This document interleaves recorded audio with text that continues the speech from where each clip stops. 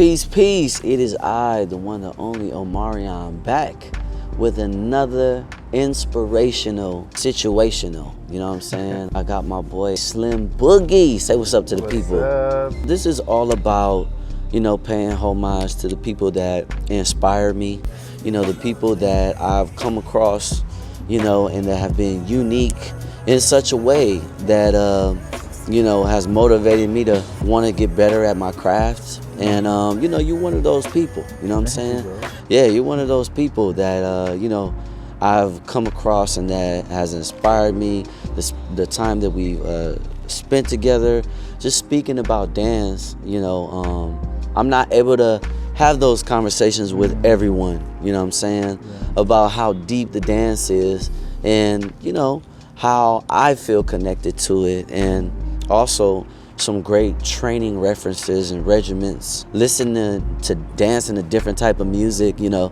And I told myself that I would speak about this more because I don't think people understand the many layers and depths of dancing and how, you know, different music brings out different aspects of yourself, and it's all expression. You know, it's not really meant to be judged, you know, so harshly, you know what I'm saying? I got some questions for you. Yeah. What inspired you to pursue your dance career? Dang. All right.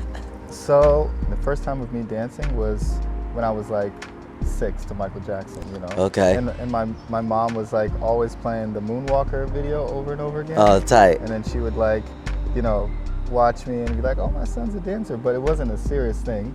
Because in high school, junior high, I was super shy. I was like one of those kids that I wanted to dance with people, but I was shy to be seen by people.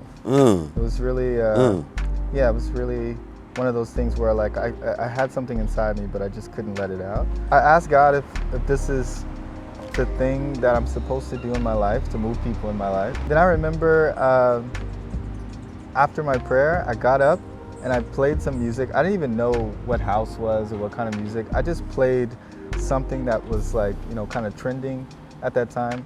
This was like early 2000s. I remember playing the song over and over again and just practicing what I saw people doing in the club.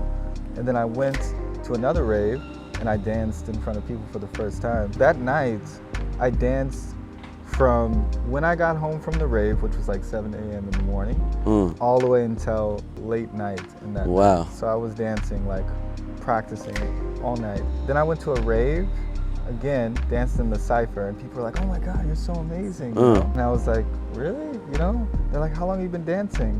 I'm like, I just started. I just started. You know? I think it was, for me, what inspired me was that I feel like dance is looked at today as a way for people to get famous or get notoriety or look cool or, you know. But when I started dancing, it wasn't about looking cool or being famous. It was about expressing something deeper within yourself.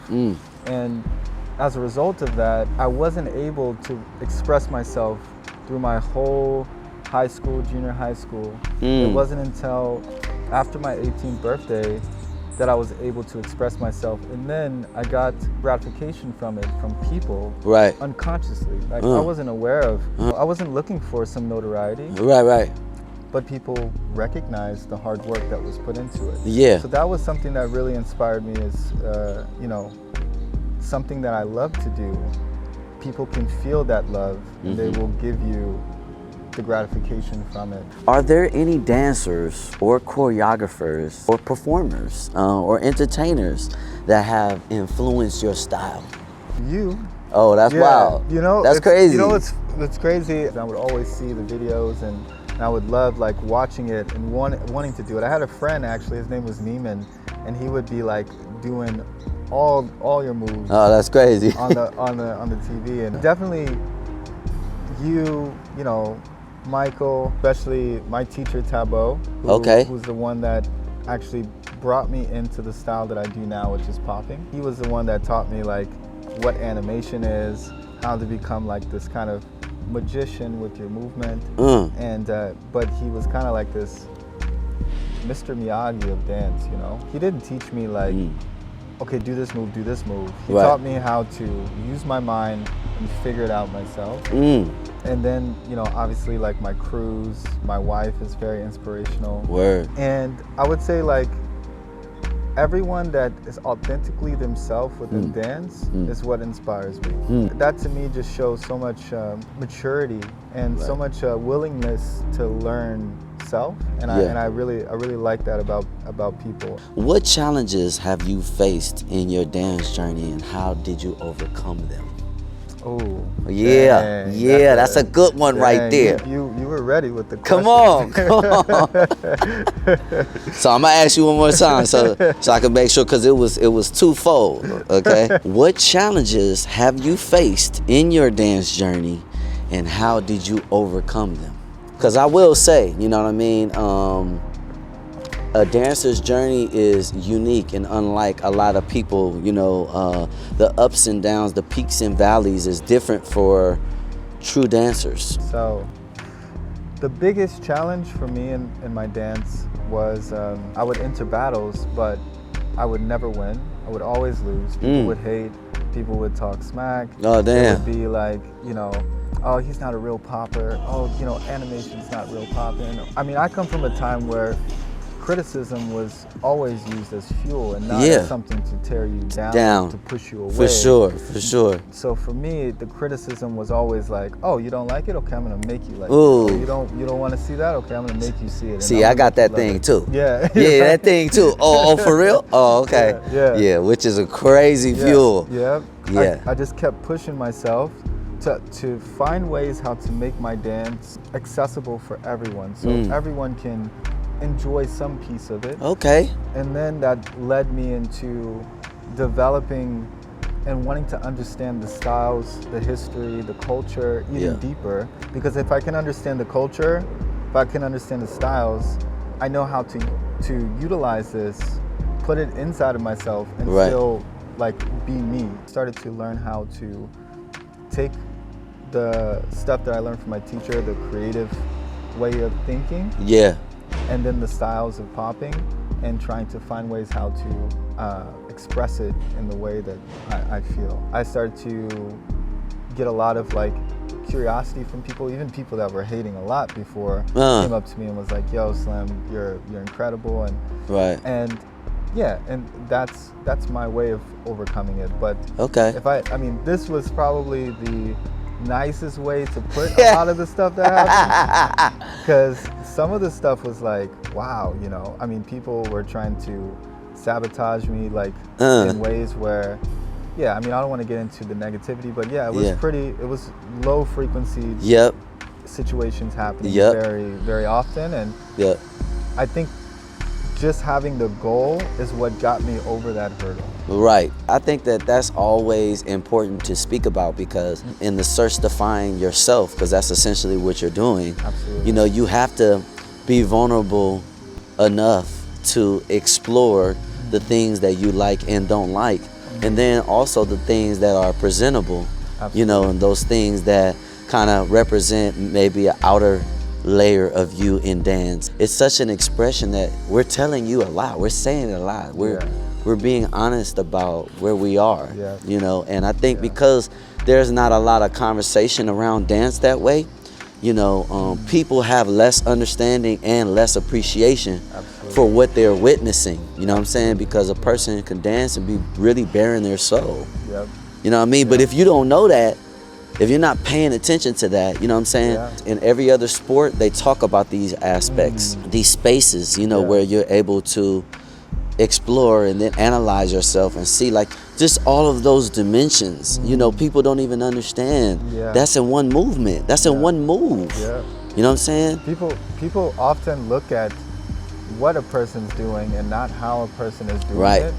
And I think that if we start watching dancers for how they're doing it, we can see past the shell of the dancer. You know? I think that a lot of times people just are looking at this image. What can they do to impress me? But Right. not how they do it, to understand the years of dedication to what they're doing. Or Exactly. even like you can tell a dancer is incredible just by how they put their hand in the air. Or That's facts. how they just use their body language, and Right. you know, then you can find the beauty in the art and the dance. I think. Like I said, I don't have these types of conversations, Yeah. you know what I'm saying, like with everyone, to where we can actually just get into the beauty of it all. How do you prepare mentally and physically for a battle/performance? Because I know you got your things, you know what I'm saying? So, you know, share what you can. Share what you can. We want to inspire the people, you know what I'm saying? That's a really good question. So one way that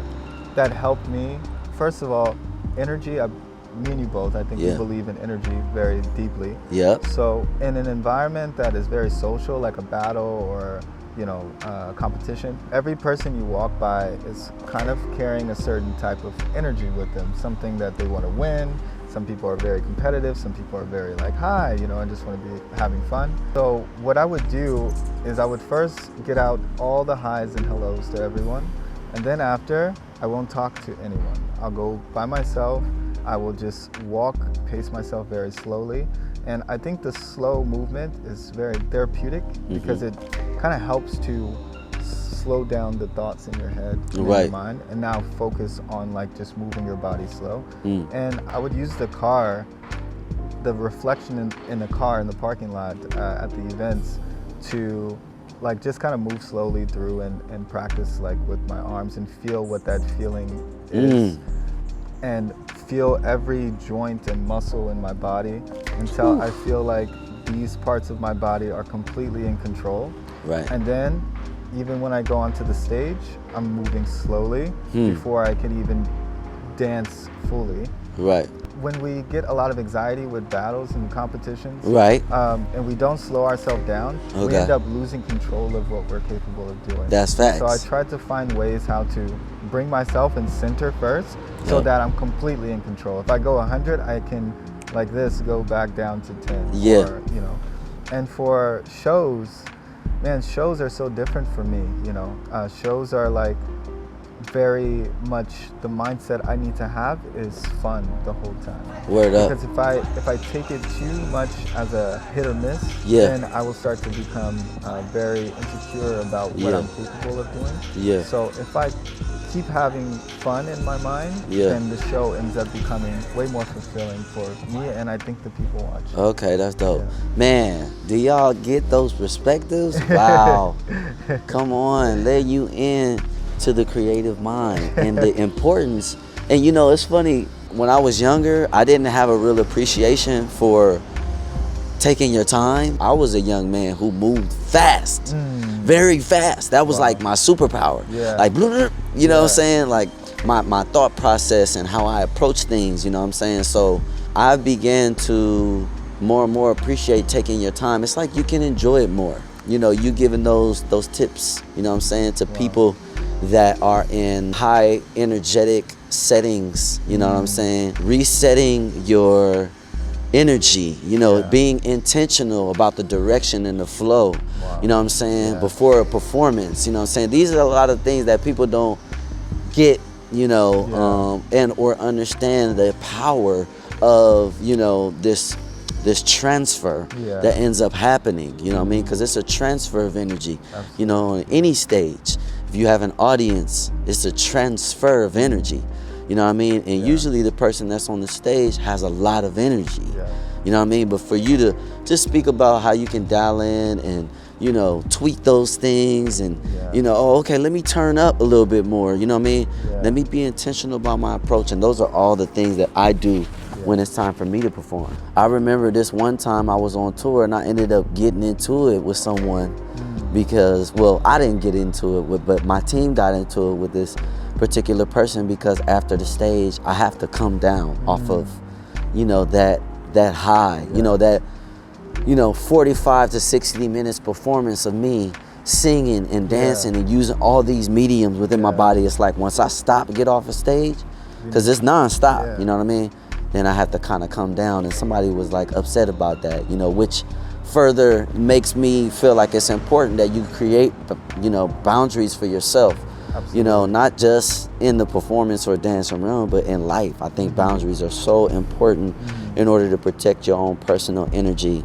Absolutely. And I love how it just correlates to all avenues of, of engaging in, one another. So I just love how you express that, brother. Appreciate that. You know what I'm saying? Yeah, it's also true that a lot of times when you're trying to get into that space and into that mindset, that people think that you're upset at them, or that you don't want to talk to them, or that you're a mean person. Right, or like just acting whatever, acting like you know what I mean? Or you're Yeah. But I think that it took me some time to disregard those types of thoughts with people. Yeah. And what I would do is I would create some reassurance to them that it has nothing to do with them, and that it's the space for myself. And the way I would do it is by smiling, or by nodding, or by still keeping the same kind of stoic way of like walking, but just shaking their hand slowly, saying thank you. If they say, "Oh, your round was dope, thank you so much," not like overly exerting myself or my energy, still trying to keep my energy in this kind of same pace, and that helps a lot, and it's a constant practice for me. And I think there's a movie that just came out called The Wonderful Mr. Sugar, I think it's called. The movie is about this guy who's super rich, who reads this book about this yogi who was able to see without his eyes open. So he was able to see the environment around him. And this guy was like, "Oh, I'm gonna use it to get rich." So he practiced every day the yogi's teaching, and he was able to see without using his eyes. And he was able to see through things, like the world around him. And he ended up being able to see like all these different playing cards and stuff. And so he was gambling, and he was able to pick the numbers correctly so he can win in gambling.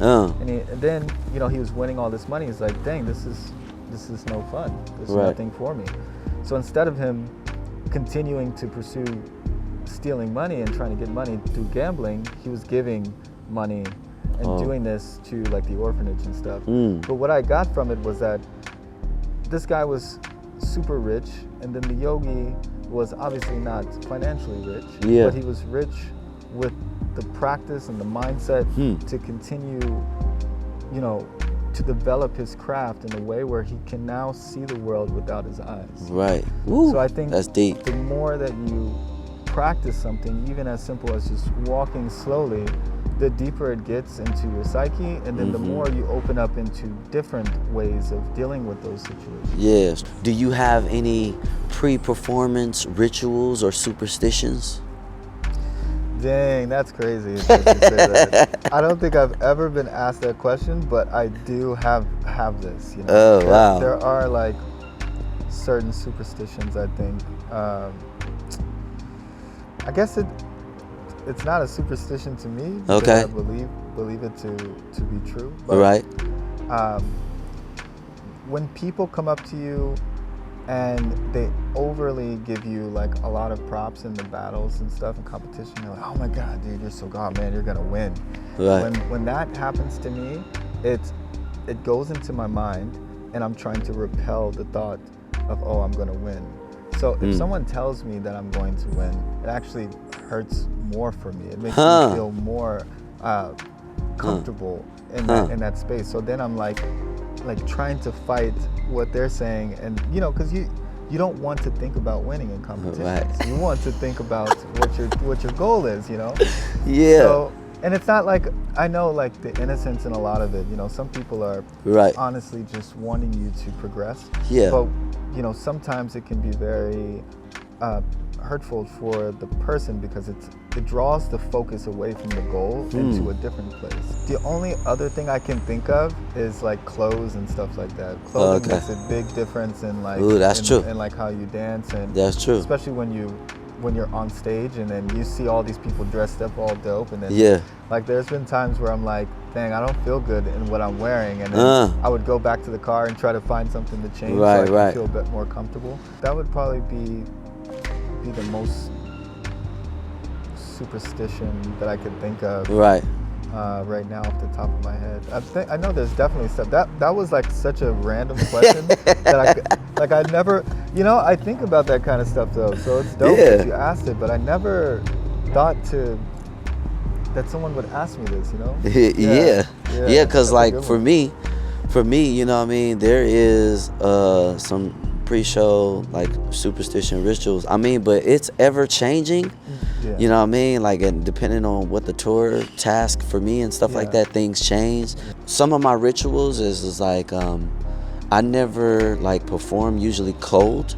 Like I'm either freestyling or I'm like moving around an hour or at least 30 minutes on the low end before, you know what I'm saying? Like I make sure that my energy is like, I'm listening to music, I'm getting in the mindset. That's definitely one of my rituals, working out, you know what I'm saying? Not talking after the show. Not talking after the show. Like coming off that high, man, it's really, it's a lot, you know what I'm saying? It's a lot, you know what I'm saying? So I need a beat to myself to just get my breathing back into, myself, because like I'm up there and I'm so excited, you know what I'm saying? You got to recall too all the stuff that's happening. Right. Like just let that all sit in. Exactly. Yeah, that makes sense. Yeah, because it's like, the performances, they vary, you know what I'm saying? What you're going through that day, you know what I mean? What happened earlier, like that all plays a factor in that build up and that peak of the day of whenever that performance is, especially for me on tour. It's like you get better. I personally feel more in tune with it when it's more consecutive, you know what I'm saying? Rather than, like those beats and those moments, which brings me to another question too. What I want to know is what's the most time you take off from dancing? Oh.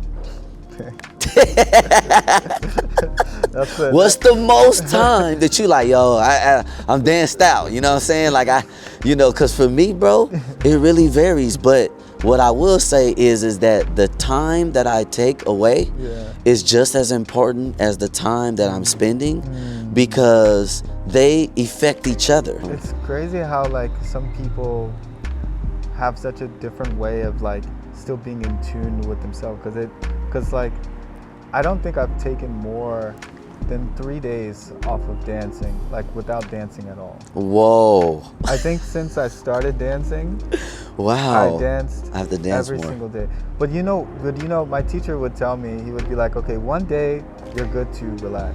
2 days your body will start to forget something, and on the third day, then your body will completely need to remember everything, and after that you have to re-teach yourself all of the stuff. And I do believe that it makes sense, because on the 1 day when you don't practice, it's good, you still feel good, your body's like relaxed, but on the second day it's like, oh, something's kind of off a little bit. On the third day it would be like, okay, I don't know what I'm doing, you know? And then you're thinking you're not doing it naturally. For me, I would not be naturally moving my body. I would be trying to think, okay, hand here, hand here, so that was the longest, but that goes with the superstition you were asking before. I think that that's probably one of the superstitions that I have, is like, if I take too much time away from dancing, that I will start to not forget, but I will need to re-establish like the consistency again. And I think the more I do it, like if I ever feel like I'm dancing and I'm doing the same thing, I will try to find ways how to switch it up. So okay, I'm doing too much of this, let me just not do any type of things with my legs and just use my arms. Let me not do anything with my arms, just use my head. I'll see how much I can do with like 10 songs with only use my head or my shoulders, or I'll find ways how to still keep my training but limit myself. I think in order to see true growth, you have to know how to limit yourself. You have to be able to limit yourself to see true growth. Like when you're able to do whatever, it's so much easier to have fun. But when you limit yourself, you're now trying to find fun within the limits. So that's deep. And see, there's so many different things going on in my life, that I'm not able to always, I guess, quote unquote dance this specific type of way. For me as a performer and a dancer, it's important to have signature moves. Yeah. You know what I'm saying? So it's like, but that move has to make you feel a certain type of way. You have to be able to connect with that move. So a part of me being able to take my breaks is like making sure that I still am connected to this space that I've freely given myself to create itself in the moment. You know what I'm saying? And it's like, you know, for me, when I'm interfacing with it, it's always kind of like project based, which is not good, you know what I mean? But it's like, okay, if I'm working on this project, then I'm focusing on this thing, and if I'm working on this project, I'm focusing on this thing. And then it's like I end up having to create a regimen for myself to stay in contact. But I will say it, you know, it is a difference of when like I don't feel like dancing versus like I'm being called to dance. And that is the moment that I don't ever want to, like I'm willing to almost wait on that moment, you know, in order to, but again, you know, you're correct as far as just engaging with those muscles and always staying familiar with them. You know, that's the same thing with working out. You know what I mean? It's just like if you start working out, you know, or if you're working out hard and then you take 2 days off, you feel like, wait a minute, damn. You like, wait a minute, this shit is heavier, but how did I get up to this? Now it was feeling easy, but now it's, you know what I'm saying? So I think also for you, and you know, I think that people don't understand this about performers and, you know, and artists that like are on stage constantly on tour, right? Having to, it's not that you want to even dance, you love what you're doing. Yeah. But I think there's a difference between wanting to do something because you love it, and wanting to do something because you have to do it, because the audience, the fans need it. I don't believe that like people see the difficulty and what it is that you have to do as far as being a performer all the time. That you always have to be on point with the same amount of energy, with the same amount, you know? It's wild. And then you can't really be creatively yourself because you're now within the confines of what this job is based off of. So you don't really get a chance to explore or to just be free, or you know, it's like you have to do the performance way of like you were saying before, like a signature move that has to happen every time that people need to remember and see it and be like, you know, it's really challenging, and I commemorate you on that, because that's dude, that's hard, you know. Like even sometimes when I'm making routines, I'm switching things up because I don't like it, but I can't imagine myself always having to be like 100% in that same way all the time, you know, and doing it 100%. I can imagine myself doing it but not feeling it, you know.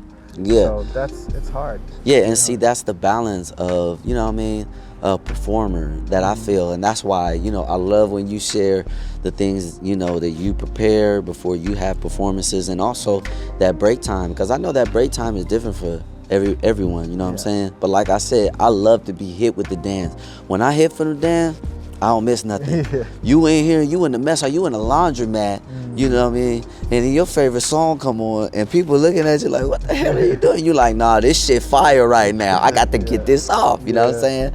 So, you know, for me, it's always been finding that balance between the freedom of loving what I do and my connection to it versus the performing aspect of it, which is more like the commercialized product that you have to, it has to have these ingredients, it has to have, and, you know, that's why I've always lived my expression outwardly, regardless of, you know, how people feel or my skill level, you know what I mean? Because, you know, I'm a performing arts child, you know what I'm saying? So I've been dancing my whole life. So virtually, you know, like, unless I don't take care of myself or something, I can't virtually be whack, ever. Like, was Prince ever whack? You know, like maybe when he was a kid, you know what I'm saying? Like, was Michael ever whack? Maybe when he was a kid, you know what I mean? Like, and even a lot of those people from the past, they weren't living in the age that we're living in, which, you know, the audience kind of gets to tune in to how you're growing, you know what I mean, and how you're receiving things and how you're,